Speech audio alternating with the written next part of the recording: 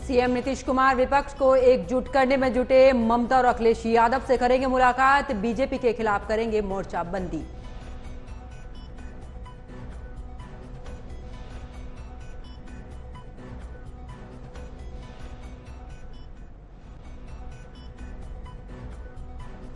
UP नगर निकाय चुनाव के दूसरे चरण का आखिरी दिन, प्रत्याशियों ने झोंकी ताकत, सभी पार्टियों के प्रत्याशियों ने किया नामांकन।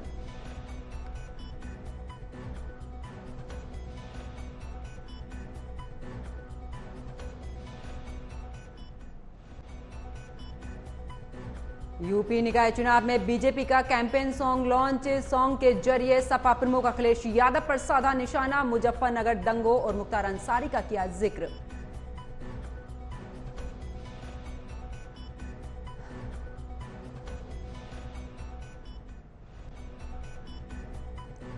यूपी में सीएम योगी ने किया निकाय चुनाव का आगाज, सहारनपुर और अमरोहा में कर रहे ताबड़तोड़ सभाएं, कई जगहों पर बीजेपी निकालेगी विकास रथ यात्रा।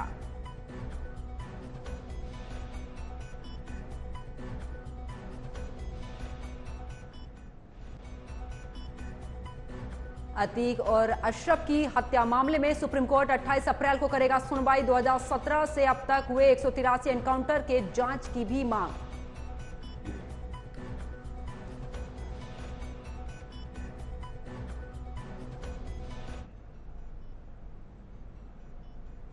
नमस्कार, आप देख रहे हैं न्यूज वॉच इंडिया। मैं हूं आपके साथ पंकज यादव। करते हैं बुलेटिन की शुरुआत। यूपी में नगर निकाय चुनाव का बिगुल बज चुका है।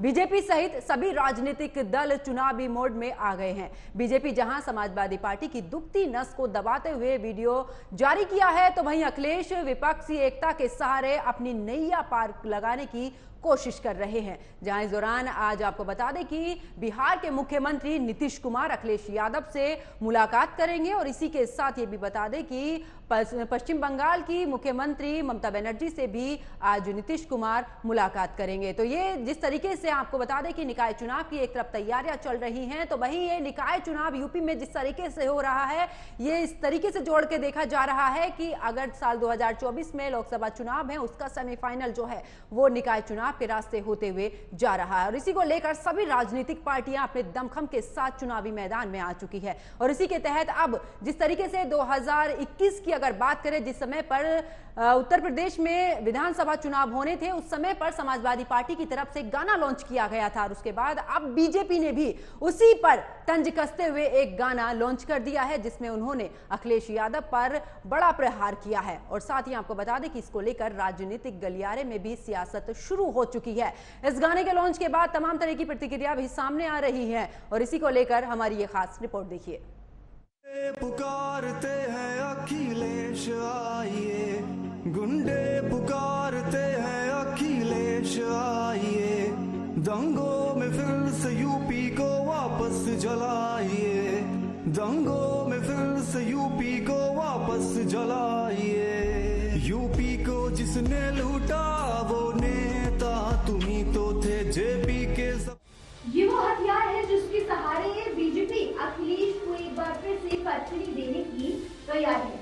यूपी में नगर निगम चुनावों को लेकर क्या सत्ता पक्ष क्या विपक्ष सभी एक दूसरे पर हमलावर। राज्य में 4 और 11 मई को निकाय चुनाव होने हैं। निकाय चुनाव के लिए सभी राजनीतिक दलों ने कमर कस ली है। निगम चुनाव से पहले बीजेपी के गुंडे पुकारते अखिलेश आइए सॉन्ग लॉन्च करके अखिलेश यादव पर सीधे निशाना साधा है। सीधे सपा अध्यक्ष अखिलेश यादव को घेरने वाले सॉन्ग में माफियाती कहमत को भी दिखाया गया। अन्य घटनाओं को भी आधार बनाकर बीजेपी ने अखिलेश यादव पर सॉन्ग के जरिए सीधा हमला बोला। इस गाने से साफ है कि बीजेपी निकाय चुनाव में कानून व्यवस्था को मुख्य मुद्दा बना रही है। 2017 में जब बीजेपी ने यूपी विधानसभा का चुनाव लड़ा था, तब भी तत्कालीन अखिलेश यादव सरकार के वक्त यूपी की बदहाली कानून व्यवस्था को मुद्दा बनाया गया। अब एक बार फिर से अखिलेश को गुंडे माफिया से बीजेपी ने अपने सॉन्ग के जरिए जोड़ा। बीजेपी पहले भी अखिलेश यादव और सपा पर गुंडे, बदमाशों और माफियाओं को शह देने का आरोप लगा चुकी है।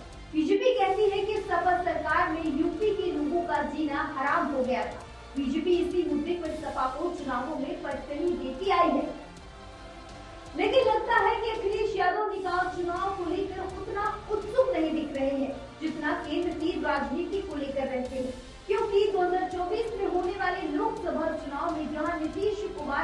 विपक्षी एकता को साधने की कोशिश में जुटे हैं, तो वही अखिलेश यादव भी उसी विपक्षी एकता में खुद को फिट करने की कोशिश कर रहे हैं। जहां सभी विपक्षी दल के प्रमुख नेता एक दूसरे दलों के प्रमुखों से मिल रहे हैं, उसी कड़ी में नीतीश कुमार आज कोलकाता में ममता बनर्जी और लखनऊ में सपा अध्यक्ष अखिलेश यादव से मुलाकात करने वाले। इससे पहले नीतीश कुमार तेजस्वी यादव के साथ कांग्रेस अध्यक्ष मल्लिकार्जुन खड़गे और कांग्रेस के नेता राहुल गांधी से मुलाकात कर चुके हैं। उधर विपक्षी एकता पर अखिलेश यादव का साफ कहना है कि बीजेपी के खिलाफ लड़ाई में क्षेत्रीय पार्टियां महत्वपूर्ण भूमिका निभाएंगी। जिस प्रचंड बहुमत से योगी ने यूपी में दोबारा सरकार बनाई थी, उसी का लिटमस टेस्ट यूपी नगर निकाय चुनाव के द्वारा तय किया जाएगा कि 2024 लोकसभा चुनाव में यूपी में योगी और बीजेपी की क्या भूमिका होगी। Bureau report, news watch India. तो बीजेपी की तरफ से गाना लॉन्च हो चुका है, समाजवादी पार्टी पर इस तरीके का प्रहार किया गया है। इसी पर आज चर्चा करेंगे। मेरे साथ खास मेहमान जुड़े हैं, उनका परिचय आपसे करा देती हूं। आपको बता दें कि राजनीतिक विश्लेषक राहुल तलान मेरे साथ में हैं, समाजवादी पार्टी के प्रवक्ता विनय सिंह हैं और बीजेपी नेता हैं अतुल गहलोत। आप तीनों मेहमानों का स्वागत है न्यूज वॉच इंडिया पर। चर्चा की शुरुआत करूंगी, लेकिन सबसे पहले वो गाना भी सुनवा देती हूं जो बीजेपी की तरफ से लॉन्च किया गया है। पुकारते हैं अखिलेश आइए, गुंडे पुकारते हैं अखिलेश आइए, दंगों में फिर से यूपी को वापस जलाइए, दंगों में फिर से यूपी को वापस जलाइए। यूपी को जिसने लूटा वो नेता तुम्ही तो थे। तो गाना सुना आप सभी ने। चलिए चर्चा की शुरुआत करते हैं। शुरुआत करती हूं मैं बीजेपी से, जहां पर हमारे साथ में जुड़े हैं अतुल गहलोत। अतुल गहलोत जी, 2021 में समाजवादी पार्टी ने गाना लॉन्च किया था, उसी के विपरीत अब बीजेपी ने भी गाना लॉन्च कर दिया अखिलेश यादव को लेकर। क्या कुछ रणनीति और किस तरीके से अखिलेश यादव पर यह तंज कसने वाली बात? जैसे पंकज यादव जी जैसे हमने गाना लॉन्च किया है, इसमें सच्चाई है, इसमें कोई दोहराए वाली बात नहीं है। जब उत्तर प्रदेश में अखिलेश यादव की सरकार हुआ करती थी, आपने देखा है, चाहे मुजफ्फरनगर का दंगा हो, चाहे आपने देखा हो अतीक की गुंडागर्दी चरम पे रहती थी, अपराधी चरम पे, अपराधियों की जितनी चरम पर रहती थी, अवैध वसूली थी, पूरे प्रदेश में पूरी तरह जंगल राज था। और आपने देखा कि जब मुख्यमंत्री जी ने त्याग पत्र दिया अखिलेश यादव जी ने, तब वहां के अपने सरकारी आवास की टोंटी तक इस मुख्यमंत्री ने नहीं छोड़ी। तो इससे ज्यादा शर्म की बात क्या होगी। देखिए अतुल जी, जिस तरीके से आप बोल रहे हैं कि जो अपराध है वो समाजवादी पार्टी में हुआ था, लेकिन अगर बात मैं बीजेपी की करूं तो बीजेपी में भी उमेश पाल हत्याकांड का मामला तो आप जानते हैं, बीच चौराहे पर गोली मार दी गई। महिलाओं को लेकर हमेशा से विपक्ष कहता आया है कि महिलाओं के प्रति अपराध बढ़ रहा है। आप कैसे कह सकते हैं कि यूपी में बीजेपी की सरकार में अपराध नहीं हो रहा? देखो यादव जी, आपने उमेश पाल हत्याकांड का जिक्र किया, पूरा जग जानता है उमेश पाल हत्याकांड में हमने अपराधियों को गिरफ्तार किया, उनको ऊपर कड़ी से कड़ी कार्रवाई की, और उमेश पाल के पत्नी हो चाहे उनकी मां हो, वो पूरी तरह से योगी जी की कार्रवाई से संतुष्ट हैं। आज उत्तर प्रदेश को पूरे देश में एक मॉडल के रूप में प्रस्तुत करते हैं, लोग जानते हैं। पहले गुजरात मॉडल हुआ करता था, आज उत्तर प्रदेश को मॉडल के रूप में लोग जानते हैं। आपने देखा कि पहले सरकारें कितनी भ्रष्टाचार हुआ करता था, आज अपराध मुक्त उत्तर प्रदेश है। और मैं आपको विश्वास दिलाना चाहता हूं यादव जी, भारतीय जनता पार्टी 17 नगर निकाय चुनावों में पश्चिम लहराएगी और पूरे प्रदेश में भारतीय जनता पार्टी की सरकार बनेगी नगर निकाय में, ऐसा मुझे पूर्ण विश्वास है। चलिए, समाजवादी पार्टी से विनय जी मेरे साथ में जुड़े हुए हैं। विनय जी, क्या कुछ कहेंगे? अगर बीजेपी का साफ तौर पर आरोप है कि आप ही की सरकार में इस तरीके के गुंडा माफिया जो हैं उनको सह मिली है, आपने उन्हें पालने पोषने का काम किया है।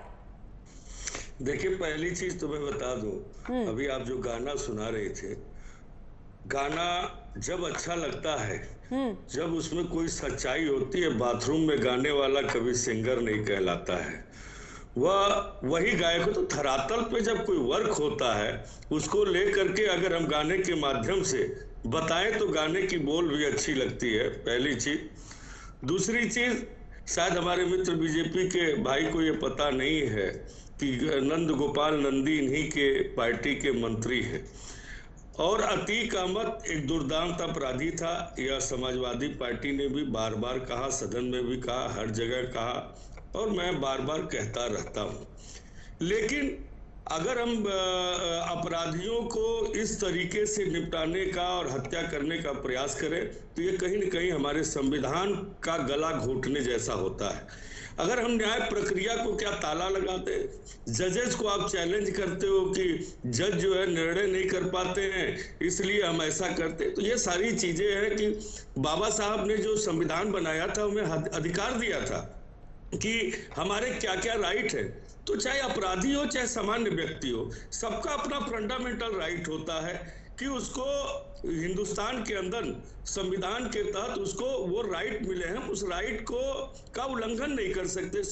सीआरपीसी 76, सीआरपीसी 70, सीआरपीसी आती हूं अतुल जी आप ही के पास। एक मिनट, सीआरपीसी 56 के तहत हमें वो अधिकार, कहीं न कहीं जब इस तरह का कांड होता है तो सीआरपीसी अनुच्छेद 21 का पूरी तरह से, लेकिन विनय जी आपको नहीं लगता अतीक अहमद जिस समय पर सांसद बना था आप ही की पार्टी ने टिकट दिया था उस समय पर? बिल्कुल बिल्कुल बिल्कुल। उसके बाद जब उसके कृत्य को हमने देखा तो पार्टी से जब बाहर किया तो अपना दल से 2 बार या 3 बार वो विधायक रहा, जो भारतीय जनता पार्टी की सहयोगी पार्टी है। पहली चीज, जब वो सांसद था तो भारतीय समाजवादी पार्टी से बगावत करके भैरव सिंह शेखावत जी को चुनाव में वोट दिया था। ये भारतीय जनता पार्टी के अपने रिश्ते हैं। इसको ये कैसे डिफाइन करते हैं, क्योंकि देखिए ये छली झूठी पार्टी है, लोगों को बेवकूफ बनाने का प्रयास करती है। रीता बहुगुणा जोशी जी जब चुनाव लड़ती है तब उनको दूसरे जेल से रातों रात चुनाव आयोग से परमिशन लेकर के वोटों के ध्रुवीकरण के लिए इलाहाबाद शिफ्ट कराया। तो और 6.5 साल से भारतीय जनता पार्टी की सरकार है और उमेश पाल जमीन का व्यवसायी, अतीक अहमद जमीन के व्यवसायी, इनके तथाकथित मंत्री जमीन के व्यवसायी, इन लोगों में आपस में क्या हुआ, कैसे ये सारी घटना हुई, उमेश पाल की हत्या कैसे हुई, ये तो भारतीय जनता पार्टी अगर निष्पक्ष रहा, अगर कहीं जांच करती, विनय जी तो भारतीय आपने जिस तरीके से, हाँ विनय जी आपने जिस तरीके से आप डिफाइन कर रहे हैं कि अतीक अहमद के खिलाफ हमने कार्रवाई की, पिछले 40 साल से उसका रिकॉर्ड है माफिया का। आपकी सरकार टिकट, आपके ही पार्टी टिकट देती है, उसके बाद वो सांसद बनता है। आप 101 मुकदमे थे ना खिलाफ, लेकिन उसके बाद भी सुनवाई नहीं हुई। आप कैसे कह सकते हैं? ये 40 साल आपने बता दिया, क्या समाजवादी पार्टी की लगातार 40 साल से सरकार रही, लेकिन आपकी पार्टी ने कोई कार्रवाई तो नहीं की ना? कल्याण सिंह की सरकार नहीं है आपकी पार्टी ने क्या? आप मुझे विनय जी आप मुझे ये बताइए, आपकी पार्टी ने क्या कार्रवाई की? बाकी भी चीजें छोड़िए अभी। हमारी पार्टी संविधान के तहत जब भी ऐसी कोई बात हुई है तो उसको जेल जाना पड़ा है, ऐसा थोड़ी ना है। लेकिन आप जब रिश्ते बताती हैं तो रिश्ते भाजपा के क्या रहे हैं? राजनाथ सिंह जी की सरकार थी, उत्तर प्रदेश में मुख्यमंत्री कल्याण सिंह मुख्यमंत्री थे, भारतीय जनता पार्टी के सहयोगी दल भी मुख्यमंत्री थे, अपना दल में आज चुनाव लड़ा था। तो इन सब रिश्तों को आप कैसे दरकिनार कर सकती हैं? विनय जी सरकार नहीं थी लेकिन कार्रवाई भी नहीं हुई। चलिए आपके सवालों का जवाब ले लेती हूँ। बताइए अतुल जी क्या कुछ कहेंगे इस पर, क्योंकि आप पर भी कह रहे हैं। बोलिए। मेरे मित्र समाजवादी पार्टी के नेता ने बताया कि उत्तर प्रदेश में जंगल राज है, ये इन्होंने अपने मुख से बयान किया। मैं समझता हूँ इस अतीक यादव के कुत्ते को मुलायम सिंह यादव उनसे हाथ मिलाया करते थे जब कहाँ थी समाजवादी पार्टी, जब जिस अतीक यादव के कुत्ते से हाथ मिलाया करते थे वो मुलायम सिंह यादव जी। और आज रही उमेश पाल हत्याकांड की बात, देखिए एक चीज बताएं की बात, तो मैं कहना चाहता हूं उमेश पाल की मदर और उनकी वाइफ पूरी तरह से कार्रवाई। अरे अपने गिरेबान में झांक लीजिए। अहमद है अतुल जी, पहली बात तो अतीक अहमद है और शब्दों की मर्यादा आप रखिए, शब्दों की मर्यादा में, अब शब्द नहीं। मर्यादा रखेंगे। इनकी पूरी पार्टी संस्कार विहीन है, भारतीय संस्कृति भारतीय परंपरा को नहीं मानती है, क्या रखेंगे? इनसे इतनी उपेक्षा है वो कर रहे हैं। नहीं ये तो आप जैसे हम पर अनर्गल आरोप लगा रहे हैं हमारी पार्टी पर। आप ये बताइए उत्तर प्रदेश में भय का माहौल पहले था या नहीं था? अपने गिरेबान में झांक लीजिएगा, उमेश पाल हत्याकांड की गुत्थी सुलझ जाएगी। कतई अतीक अहमद की हत्या की गुत्थी सुलझ जाएगी, अपने गिरेबान में झांक लीजिएगा, क्योंकि सब भारतीय जनता पार्टी कहीं न कहीं इसमें इन्वॉल्व है। इन्वॉल्व कहीं नहीं है, हम न्याय जांच निष्पक्ष होनी चाहिए, जांच निष्पक्ष होनी चाहिए। भारतीय जनता पार्टी कतई इसमें शामिल है, चाहे उमेश पाल की हत्या हो, चाहे अतीक अहमद की हत्या हो, जांच हो, निष्पक्ष हो। भारतीय जनता पार्टी के कई ऐसे चेहरे बेनकाब हो जाएंगे। कुछ नहीं है ये समाजवादी पार्टी से 6.5 साल चलिए से विनय जी, अतुल जी, मैं आपके पास वापस लौटूंगी। हमारे साथ में राजनीतिक विश्लेषक जुड़े हुए हैं राहुल जी। राहुल जी, दोनों पार्टी के एक दूसरे के गिरेबान में झांकने की बात चल रही है, आप इस पर क्या कहेंगे? किस सिनेरियो पर ये आगे बढ़ रहे हैं? राहुल जी, मेरी आवाज मिल पा रही है आपको? जी, आपकी आवाज आ रही है मुझे। एक दूसरे पर आरोप प्रत्यारोप लगा रहे हैं, एक दूसरे पर कह रहे हैं कि एक दूसरे के गिरेबान में झांकने की बात कर रहे हैं। आप किस सिनेरियो से देखते हैं इस पूरे मामले को, पूरी राजनीति को? ये बड़ा दुर्भाग्यपूर्ण है कि दो पॉलिटिकल पार्टी के बंदे और प्रवक्ता इस बात को बोल रहे हैं कि एक दूसरे को गिरेबान में झांकने की जरूरत है। एक्चुअली में इस देश के लोकतंत्र को अपने गिरेबान में झांकने की जरूरत है। ऐसा नहीं है कि अतीक 40 साल से था, समाजवादी पार्टी का कोई रोल नहीं है, समाजवादी पार्टी बिल्कुल पाक साफ और समाजवादी पार्टी ने कभी भी गुंडागर्दी और इसके विरोध में रही है। ऐसा नहीं है, बिल्कुल नहीं है। सच्चाई ये है कि बढ़ावा दिया गया, लेकिन जिस तरीके से अतीक की हत्या हुई है वो भी गलत है। कानून का काम है, पुलिस का जो काम था, पुलिस अपने काम में नाकाम रही, उसको प्रोटेक्शन देना था।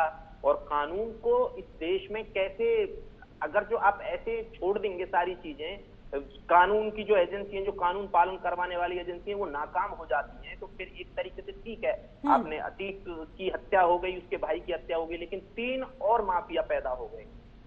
ये कोई सॉल्यूशन नहीं है। एजेंसीज को अपना काम करने की जरूरत है, मॉडर्न पुलिसिंग की जरूरत है। इस देश में मॉडर्न पुलिसिंग है नहीं। इस देश में सवाल ये है कि सुप्रीम कोर्ट ने 2006 में बोला कि भाई वो पुलिस सुधार लागू किए जाएं इस देश में। लेकिन राहुल जी, जिस तरीके से अतीक अहमद की हत्या की गई, वाकई ही वो कानून पर बड़ा सवाल खड़ा होता है। लेकिन जिस तरीके से अतीक का आतंक था, कहीं ना कहीं जनता में उसको लेकर एक संतुष्टि तो रही है ना। कानून पर तो कार्रवाई हो रही है, लेकिन उसका अपराध भी तो 40 साल का रहा। हाँ, बिल्कुल कॉन्ट्राडिक्टरी है ये चीजें कि कानून पहले भी उसको अक्षरशः पालन नहीं हुआ है। एजेंसीज, पुलिसिंग जो होनी चाहिए थी समाजवादी पार्टी के शासनकाल में या और किसी के शासनकाल में, वैसी नहीं थी। इसीलिए मैं बोल रहा हूं कि पुलिसिंग को पॉलिटिकल दबाव से मुक्त करने की जरूरत है। बिल्कुल। ना सुनिए मेरी बात। विनय जी सुन लीजिए। विनय जी लौटेंगे आपके पास वापस, अपनी बात रखिएगा, सुन लीजिए। विनय जी सुन तो लीजिए। विनय जी ये गलत विनय जी वो राजनीतिक विश्लेषक हैं, वो अपनी बात रख रहे हैं, इसमें आपका हस्तक्षेप नहीं। विनय जी आप विजय जी सुन लीजिए। ये गलत बात है। आपको क्या लगता है आप ही चिल्ला सकते हैं? आपको क्या लगता है आप चिल्ला सकते हैं? मैं नहीं चिल्ला सकता। चिल्लाना नहीं है, अपनी बात रखिए। गलत बात है ना। बिल्कुल। पहले मेरी बात सुनिए पूरी। विनय जी शांतिपूर्ण तरीके से आपकी बात सुनी गई है। सुनिए पूरी। आपको निष्पक्षता से बात करनी चाहिए। आप मुझे विनय जी बात तो पूरी सुनिए। आपके सर्टिफिकेट की जरूरत नहीं है, मेरे मन में जो आएगा वो बोलूंगा मैं। आप कौन होते हैं मुझे रोकने वाले? आप जैसे लोगों के सर्टिफिकेट की आवश्यकता नहीं है। विनय जी इस तरीके से नहीं। विनय जी बात पूरी सुन लीजिए, फिर आप अपनी बात रखिए। मैं आपके पास वापस लौटूंगी, जितने भी हैं जवाब आप आराम से जवाब दीजिएगा उनका। थोड़ा सभ्यता से डिबेट करनी सीखिए। बिल्कुल, थोड़ा सभ्यता से। आप इतने बड़े आदमी हैं, आपको ये समझ में नहीं आ रहा है कि कैसे बोलना है, कैसे बात करनी है। विनय जी पूरी बात तो सुन लीजिए। आप अपने घर में। राहुल जी आप बोलिए। देखिए, ये बहुत कॉन्ट्राडिक्टरी है इस देश में कि 2006 में सुप्रीम कोर्ट ने बोला कि पुलिस सुधार लागू किए जाएं, लेकिन अभी तक किसी भी राज्य ने पुलिस सुधार लागू नहीं किए। हर एक पॉलिटिकल पार्टी ने पुलिस को as a political tool use किया है। बीजेपी भी कर रही है, समाजवादी पार्टी ने किया, बसपा ने किया। कोई भी इस देश की पॉलिटिकल पार्टी ये नहीं बोल सकती है कि वो पुलिस सुधार के लागू करने के पक्ष में है। जिस दिन पुलिस ईमानदारी से काम करना शुरू कर देगी, उस दिन इस देश की बहुत सारी व्यवस्थाएं सुधर जाएंगी। लोकतंत्र के नाम पे यहाँ की जनता को खड़ा होना पड़ेगा। पॉलिटिकल पार्टी सिर्फ अपने हित देखती हैं। देखिए, बहुत सारे सुधारों की बात करती हैं। अब जैसे समाजवादी पार्टी सत्ता में नहीं है तो एकदम ऐसे सपने दिखाएगी कि भाई आने के बाद ना सब कुछ अच्छा कर दिया जाएगा, लेकिन आने के बाद पुलिस सुधार पे आज तक क्या हुआ? 2006 का सुप्रीम कोर्ट का निर्देश है, कोई भी राज्य, एक राज्य नहीं है इस देश में जिसने जो पूर्ण पुलिस सुधार लागू किए। गोवा ने थोड़े से किए हुए हैं बस। तो सवाल ये है कि हर एक पॉलिटिकल पार्टी बिल्कुल। राहुल जी मैं आपके पास वापस लौटूंगी। राहुल जी मैं आपके पास वापस लौटूंगी। विनय जी, जिस तरीके से आपने बीजेपी पर भी, विनय जी नहीं है सारी चीजें। राहुल जी, विनय जी मेरी बात सुनिए। सीआरपीसी पढ़ा रहे थे अभी थोड़ी देर पहले, पुलिस सुधार की एक बात नहीं निकली आपके मुंह से। जब तक आप पुलिस सुधार को लागू नहीं आप दोनों अगर इस तरीके से बात, आप दोनों ही आपस में बात करेंगे, किस तरीके से चर्चा हो पाएगी? पैदा होते रहेंगे। आपने क्या पढ़ा? सीआरपीसी 20। विनय जी, राहुल जी, अगर आप दोनों इस तरीके से बात करेंगे तो चर्चा कैसे आगे बढ़ पाएगी? अपनी अपनी बात संयम से रखिए ना, अपनी अपनी बात संयम से रखिए। अगर आप अपनी बात संयम से रखें तो दूसरे की बात सुनने के लिए भी संयम रखिए। आप सभी से विनम्र पूर्वक मैं बोल रही हूँ। मैं संविधान को मानता हूँ, तभी मैं बता रहा हूँ कि सुप्रीम कोर्ट ने 2006 में पुलिस, आप इस देश को बहुत अच्छा लोकतंत्र बनाना चाहते हैं या नहीं बनाना चाहते हैं? आपने पश्चिम से लोकतंत्र ले लिया, लेकिन पुलिसिंग पश्चिम से नहीं ली। पुलिसिंग आप अपने तरीके से चलाना चाहते हैं। चलिए राहुल जी, मैं आपके पास वापस लौटूंगी। राजनीतिक दल अपनी तरीके से चलाना चाहते हैं। लोकतंत्र के आपके आदर्श चाहिए पश्चिम से, अमेरिका बनाना चाहते हैं वैसे देश को, लेकिन पुलिसिंग रखेंगे अपने ही काबू में पॉलिटिकल पार्टीज। जिस दिन पुलिसिंग फ्री हो जाएगी पॉलिटिकल पार्टीज के अंडर से, उस दिन इस देश की व्यवस्था बहुत सुधरती चली जाएगी। पुलिस दबाव में काम करती है राजनीतिक दलों के। राहुल जी मैं आपके पास वापस लौटूंगी। बिल्कुल विनय जी, जिस तरीके से आपने अतीक अहमद का मुद्दा भी इस बार बोला कि बीजेपी ने भी इस दौरान ये सब ठीक नहीं किया, लेकिन जिस समय पे अतीक अहमद वाला मामला चल रहा था, जिस समय उनकी हत्या हुई है, उस दौरान समाजवादी पार्टी के भी नेताओं के बयान सामने आए। आप भी जानते हैं, शफीकुर रहमान का बयान सामने आया। बिल्कुल आया, बार-बार माननीय राष्ट्रीय अध्यक्ष जी ने भी लेकिन कहा आप किसी भी माफिया को किसी जाति वर्ग से जोड़कर नहीं देखेंगे ना। माफिया होता है। कानून को देखिए, जिस तरह से उमेश पाल की हत्या हुई थी, माननीय राष्ट्रीय अध्यक्ष जी ने भी कहा कि यह ठीक नहीं है। दिन दहाड़े बदमाश बेखौफ होकर के जिस तरीके से एक माँ बेटी को जिंदा जला दिया जा रहा है, जिस तरीके से अभी कानपुर के जो हत्यारे थे, जो कानपुर वाले कांड के, उसकी लड़की को जो जिंदा जलाने का, ये क्या हो रहा है उत्तर प्रदेश में? कहाँ पे बदमाश डरे हुए हैं? किस तरीके से डरे हुए हैं? लेकिन आप माफिया, जिस तरीके से माफिया राज पर आप बोलते हैं कि हमारे सरकार के समय पे इस तरीके का नहीं था, लेकिन अगर उसी माफिया पर कार्रवाई होती है तो आपके सांसद जो हैं वो उनके पक्ष में बयान देंगे। कानून अपना काम कर रहा है ना विनय जी। पहले सदन में बैठ करके सबसे पहले माननीय सदन की बात सबने देखी है कि कार्रवाई होनी चाहिए। बार बार कहा था कार्रवाई होनी चाहिए। आप किस तरह के इसको रोकने का प्रयास तो भारतीय जनता, अब जब अतीक सारी बातें उगल रहा था तो उसको मरवा दिया इन लोगों ने। वो बहुत सारी अभी खुलासे रह गए, इन लोगों ने मरवा दिया। विनय जी जवाब ले लेते हैं। अतुल जी, साफ तौर पर आप पर आरोप लग रहा है बीजेपी पर कि आपने अतीक को मरवाया है। तो विपक्ष ने मरवाने का काम किया, आप भारतीय जनता पार्टी पर आरोप लगाने का काम कर रहे हैं। आप जैसे लोगों ने मरवाने का काम किया उसको, और आप लांछन भारतीय जनता पार्टी पर लगाते हो। कानून अपनी कार्रवाई कर रहा है निष्पक्षता से, तो आपके पीठ में क्यों दर्द हो रहा है? हमको तो ये समझ नहीं आता। आपकी लचर कानून व्यवस्था कहीं न कहीं अतीक को मरवाने में सहायक रही, जिसको आपने सपोर्ट किया है। इसको पूरे प्रदेश की जनता जानती है। आज उत्तर प्रदेश जिस तरह से बदहाली के रास्ते पर खड़ा है, जिस तरीके से अपनी मूलभूत सुविधाओं के लिए आज उत्तर प्रदेश तरस रहा है, यही कारण है कि इस तरह की बातें करने का इस समय, क्योंकि जनता की जो मूलभूत चीजें हैं उससे आप कहीं न कहीं सबका ध्यान भ्रमित करना चाहते हैं। आज उत्तर प्रदेश में नगर निकाय चुनाव हो रहा है, सड़क हालत आप देख रहे होंगे। स्मार्ट सिटी बनाने की बात आपने कहा था, कहाँ पे स्मार्ट सिटी बना है आपको पता होगा, कहीं नहीं बना है। आपने 54 मेडिकल कॉलेज की बात की थी, एक भी मेडिकल कॉलेज तैयार नहीं है। आज नालियां बजा रही हैं। एक भी बता दीजिए मेडिकल कॉलेज जो आपने तैयार किया जमीन, आपने सदर हॉस्पिटल पे एक बोर्ड लगा करके कहा इसको हम परिवर्तित कर दिए मेडिकल कॉलेज में, लेकिन मेडिकल कॉलेज के सारे मानक कहीं भी वहाँ मौजूद नहीं। केवल झूठ बोलने का काम भारतीय विनय जी इतने आरोप आपने विनय जी इतने आरोप आपने लगाए हैं, जवाब ले लेते हैं। अतुल जी बोलिए। तमाम आरोप आप पर लग रहे, विकास से लेकर महिला सुरक्षा से लेकर और माफिया तक। ऐसी सरकार है उत्तर प्रदेश की, अब अपनी मनमानी नहीं चलने वाली। गुंडों की जगह या तो जेल के अंदर होगी या धरती के नीचे होगी। झूठ की पाठशाला के विद्यार्थियों के प्रवचन की आवश्यकता नहीं है। उत्तर प्रदेश की जनता भली बात जानती है कि भारतीय जनता पार्टी के जितने लोग हैं ये सब झूठ के पाठशाला के विद्यार्थी हैं, खली बली है। चलिए अतुल जी विनय जी समय बहुत कम है, फाइनल कमेंट आपसे लेना चाहूंगी। अतुल जी क्या कुछ कहेंगे? अतुल जी आप मेरी आवाज सुन पा रहे हैं? क्यों नकारा? आप में कुछ तो कमियां होंगी। अतुल जी, उत्तर प्रदेश की जनता ने आपको नकारा है। 30 सेकंड में अपना फाइनल कमेंट क्या कुछ कहेंगे इस पूरे मामले पर? अतुल जी। यादव जी ये कानून व्यवस्था की बात कर रहे हैं। आपको लगता है पूरे देश में चर्चा है कि उत्तर प्रदेश की कितनी अच्छी कानून व्यवस्था है। अपराधी चाहे कोई सी जाति का हो, कोई से धर्म का हो, उसके साथ उसको अपराध का जो खामियाजा है वो भुगतना पड़ेगा। चलिए आपने देखा है विनय जी फाइनल कमेंट आपसे चाहूंगी, 30 सेकंड आपके पास। अपराधियों का घर गिराया जा रहा है।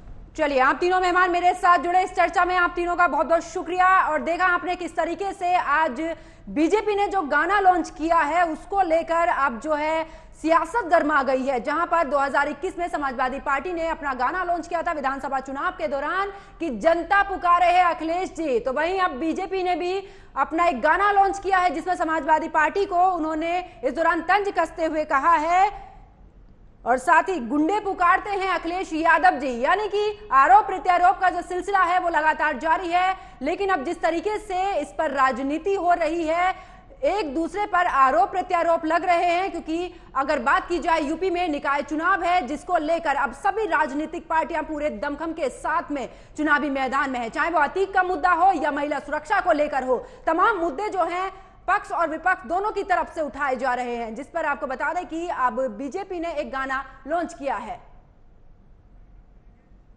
तो निकाय चुनाव को लेकर आरोप प्रत्यारोप का सिलसिला लगातार जारी है। बीजेपी की अगर बात की जाए, बीजेपी ने अपना गाना लॉन्च किया है। वही समाजवादी पार्टी की बात की जाए तो समाजवादी पार्टी साफ तौर पर तमाम आरोपों के साथ में बीजेपी को घेरने की कोशिश में है। तो मेरे साथ फिलहाल इतना ही। आप देखते रहिए न्यूज़ वॉच इंडिया। नमस्कार।